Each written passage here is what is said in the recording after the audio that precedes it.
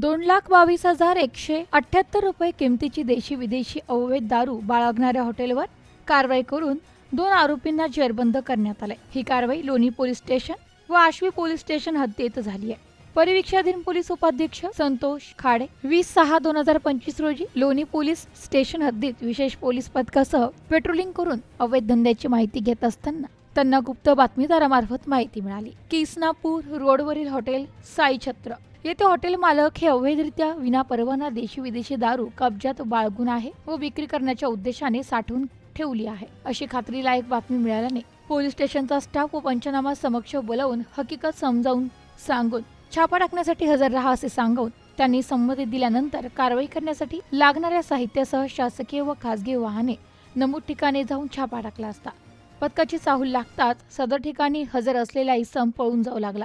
त्यास पोलीस पथकाने पाठलाग करून पकडून त्यास विश्वासात घेऊन त्याचे नाव गाव विचारले असता सागर प्रकाश पावसे असं असल्याचे सांगितले। त्याच्याकडून मिळून आलेले विविध प्रकारच्या देशी विदेशी दारूच्या साठ्याबाबत विचारपूस केली असता त्याने तो माल अवैधरित्या विक्री करण्याचे हेतूने जवळ बाळगला असून तो स्वतः मालक असल्याचे सांगितले। तर त्याच्या कब्जातून मिळून आलेल्या एकूण त्याच्याकडून 1,66,788 रुपये किमतीचा मुद्देमाल ताब्यात घेऊन जप्त केलाय। तर पुढील कारवाई पोलीस करत आहेत।